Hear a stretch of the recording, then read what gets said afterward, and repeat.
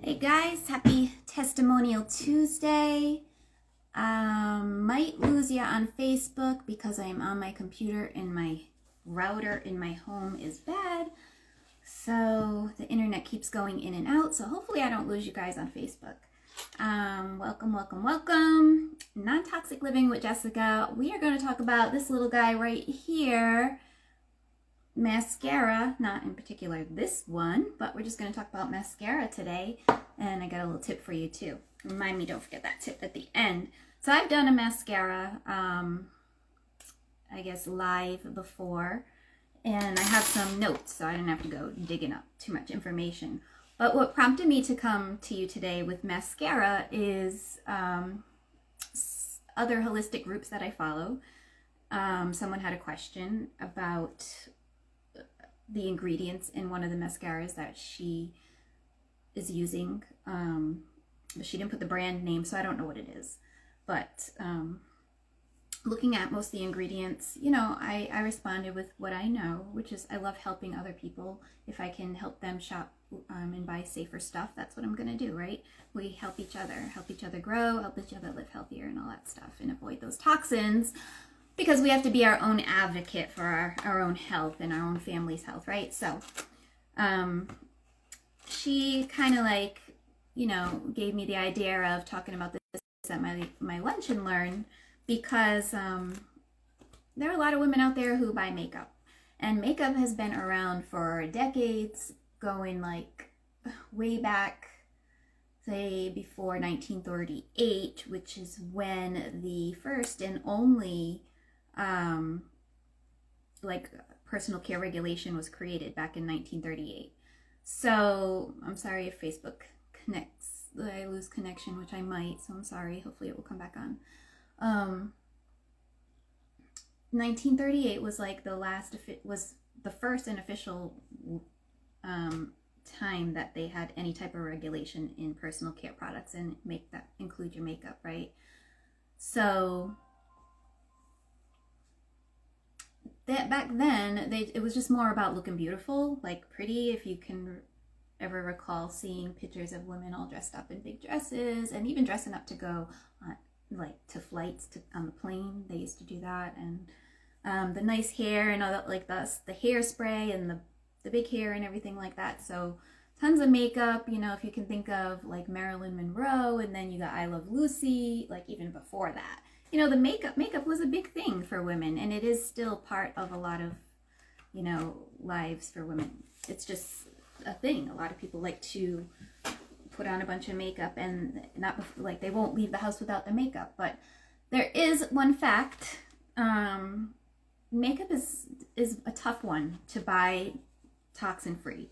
And she has a website, so Irina Read Labels for You, I believe is what it's called. She does a lot of research on products, and then the manufacturing of the products and each ingredient that goes into the products and all that stuff. So she's like very in depth. And so she's got compare tos and best, better, or worst, bad, best, better type categories, and she'll categorize different products. And but anyway, back to the makeup. It's just a tough category to go completely non-toxic, because there's always going to be something in there. If you think of the powdered blushes, and I'm not a makeup person, so forgive me if I don't get all the terminology right, but like if you think about the powders and the concealers and the eye shadows, or pencil and liners and eyebrows and lipstick, it's all,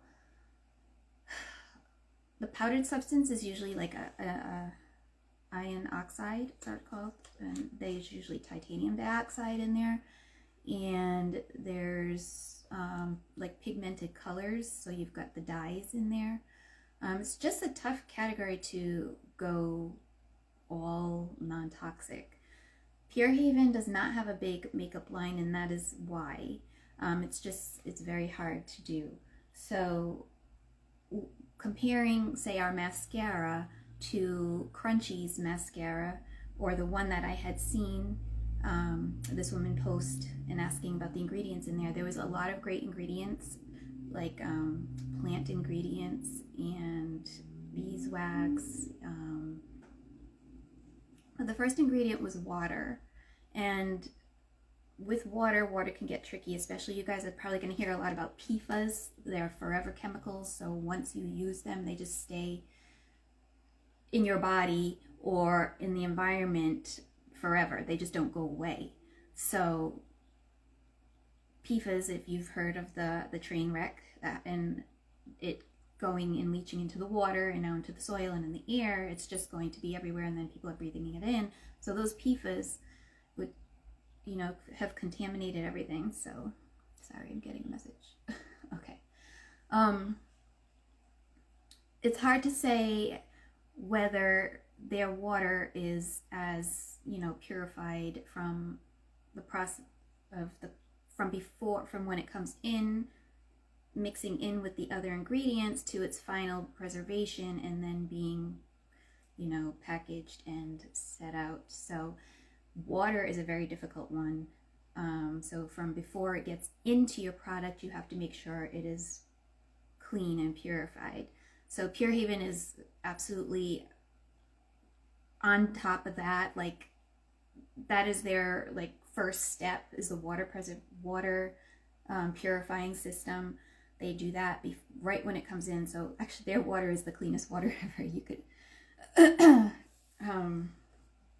I've talked to Miranda's CEO, and she went through all of their manufacturing process and how clean their water is. So water as the first ingredient in a mascara now, it can be tricky, because the question is, okay, does their water contain PFAS? How clean is their water? Where is their water sourced from? And then when you have water in the ingredient makeup, you need a preservative. So now what are they using for a preservative? Is it a synthetic preservative? And that will contaminate all the ingredients that are in there. So it's very tricky when water is your first ingredient. And one of the last ingredients of that mascara was sodium benzoate. Now, sodium benzoate can be tricky because it can form benzene, which you've all heard of the recall. The dry shampoos that had to get pulled off the shelf, although I might see some of them still on the shelf that have that benzene in it. That is unsafe for, skin, just, topical use and respiratory, so inhaling and all that. It's very unsafe. So it gets tricky with makeup. It really does. So I decided to go, I'm not a makeup person, so I have to go and research this. I went onto Crunchy's website because I hear a lot of talk about Crunchy and how clean they are. And, especially when I hear it from Irina, because I trust her research. She goes in depth, very in depth, as far as calling the company and asking, she's got questions that she'll ask, just like we at Pure Haven do when sourcing ingredients. They have questions that they got to ask. If they can't provide the answers that we're looking for, then we just don't buy from them. So, what was I going to say? Wow, I just lost train of thought right here. Yeah, so sodium benzoate, we don't know if that, when reacting with the other things, will turn into benzene. So you have to be careful with that ingredient.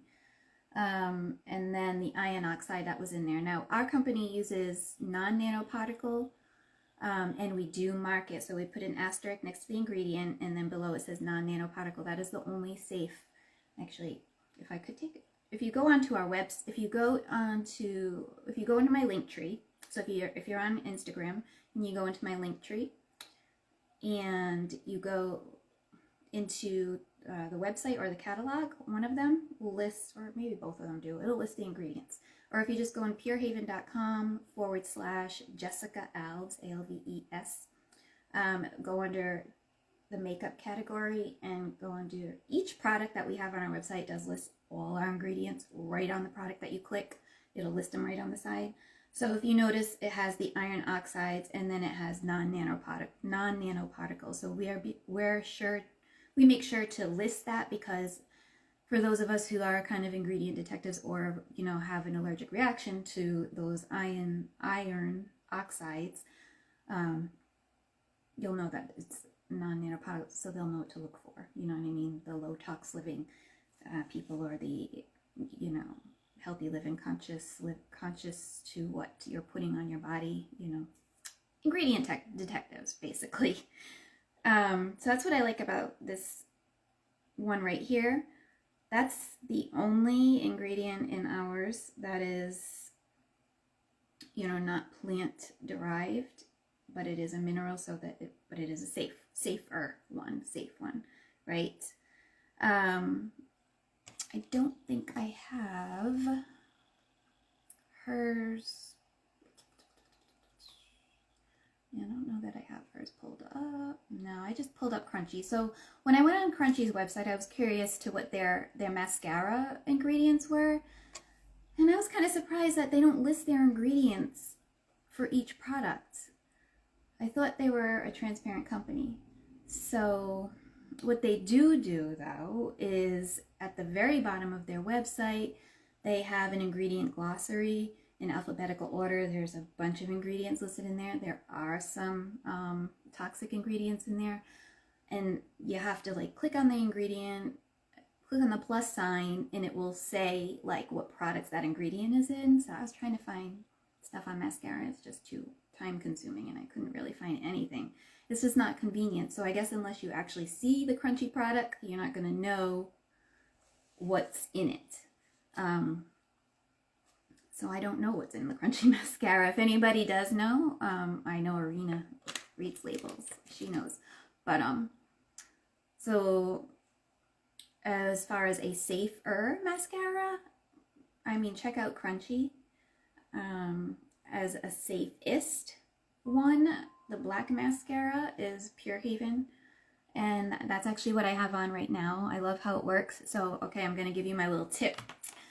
What I'll do is I'll curl my lashes first, you know, and then I'll take the mascara and I'll put it in my pants, right near my body heat, and then just keep it warm for, you know, while I'm getting ready in the morning, and let it warm up. That way it's not as thick and clumpy, and when you're putting it on, it's not going to clump your lashes together either, so it applies so much smoother, and I'll just, you know, keep brushing until I get, you know, the thickness that I want on there. So that's a little mascara tip. Warm it up in your pants, or if you got cleavage, you know, warm it up in there before applying, because it goes on so much smoother. And this mascara, so I love it. It darkens, I mean, my eyelashes are dark to begin with, but they have thinned out with age, you know. But they make them nice and long and pretty. So, hi Sabor Provisions. We're just talking about mascara today. I'm on pretty much read ingredients. I'm an ingredient detective, and I do a lot of research on different products and ones that I see that people have questions on. And mascara was one that came up today. So yeah, I just, because Pure Haven doesn't have a huge makeup line, it's just really a couple of products. We're not known for our makeup. But the few that we do have, they are clean, and the mascara does use non-nanoparticle iron oxide, so that is your safest option. And the first ingredient is aloe. So that is awesome to have as a first ingredient in mascara, because aloe has so many beneficial properties to it, especially for our skin and our eyelashes, our hair, our scalp, you know. So there's many benefits. And then the one that this lady had a question on, her mascara ingredients that she posted, the first ingredient was aqua, water, you know. So when you're working with water as a first ingredient, you have to have a preservative. If you don't see a plant preservative in there, for instance, we use radish root ferment. That is our preservative. If they don't use a plant-based preservative, it's a synthetic preservative. That in itself will, you know, ruin your whole ingredient makeup of that product.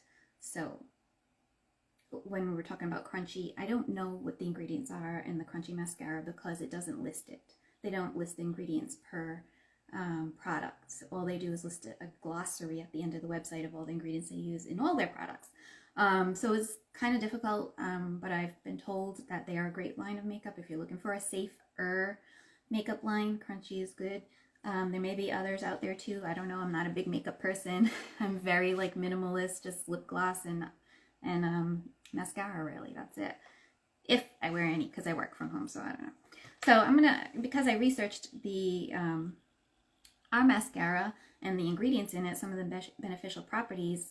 a while ago, and I pulled up my notes. I was like, well, I'm going to go through them with you guys today for lunch. That way you can see when you're looking for a mascara that's safer, what ingredients you're looking to have in it, because do you want to be applying stuff that's going to, you know, give you maybe an eye infection or a skin infection around your eye or in your eye, or cause your eyelashes to fall off?